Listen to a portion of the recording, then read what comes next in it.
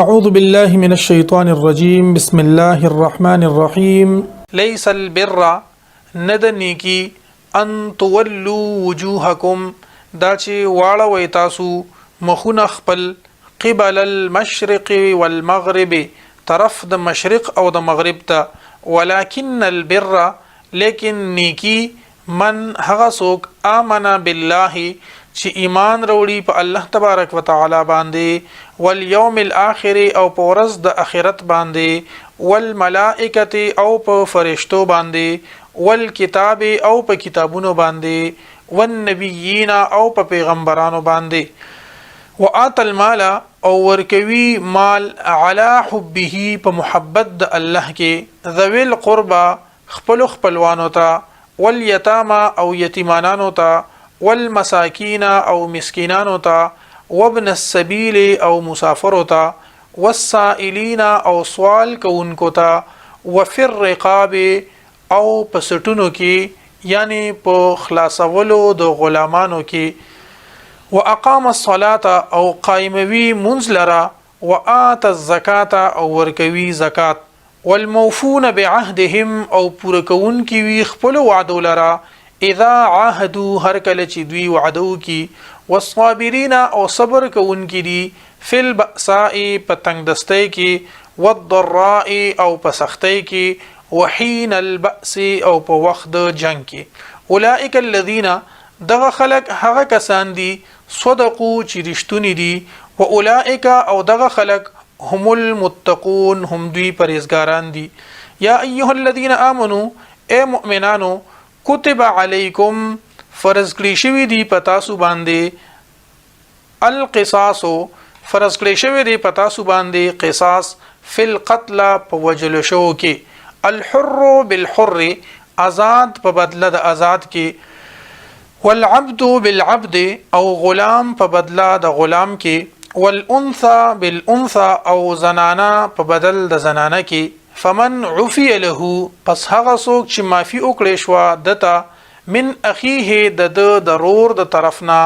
شیء سسیز فاتباع بالمعروف نو تابعداري کول دي مطالبه کول دي بالمعروف په معروف طریقې سره د دستور مطابق واداء الیه او ادا کول پکار دي دته باحسان پنیکه سره ذالک تخفیف دا تخفیف دی اسانتیا دا من ربکم د جانبه د رب ستاسونا ورحمت او مهربانی دا رحمت تی فمن اعتدا بعد ذالک پس هغه څوک اعتدا چې د حد نه تجاوز وکړو زیاتی وکړو بعد ذالک پس تدینا فله عذاب الیم نشتد د لپاره عذاب درناک ولکم اوشتد ستاسو د لپاره فی القصاص په دې قانون د قصاص کې حیات جند یا اول الالباب اے خاوندانو د عقلونو لعلکم تتقون د پاره د دې چې تاسو تقوا اختیار کړئ یا د پاره د دې چې تاسو بچ شئ د وینو تو یولونه کتب علیکم فرض کړی شوی دی په تاسو باندې اذا حضر هر کله چې حاضر شي راشي احدکم الموت یو کس د تاسو ته مرګ ان ترکا خیرن کچری دی پریگ دی مال الوصیتو سشی فرض کړی شوی دی وصیت دی کوي للوالدین د مور او پلار د پاره والاقربین او د خپلوانو د پاره بالمعروف په خ طریقې سره حقا علی المتقین لازم شوی دی دا حکم په متقیانو باندې دا حق دی په متقیانو باندې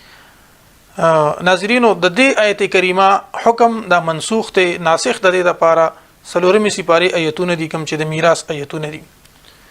وضاحت به ان شاء الله په تفسیر کې کیږي فمن بدله پس هغه څوک بدله چې بدل کی هغه بعد ما سمعه پس د هغینا چې وایریدلو فانما یعنی څوک دا وصیت بدل کی فانما نو پس خبره دا بلنه ده اسمه گناه د دې علی الذین په هغه کسانو دا یبدلونه چې بدلوي دی لرا ان الله بشک الله تبارک وتعالى سمیع اوریدن کې دی علیم او په دی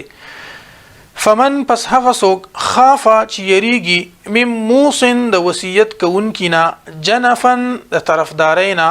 او اثما یا د ګناه فاصلح بینهم پس صلح دراولی په مینځ د دوی کې فلا اثم علیه پس نشته د سګنا په هغه باندې ان الله غفور الرحیم بشک الله تبارک وتعالى بخون کې او رحم کوون کې دی بخون کې او مهربان دی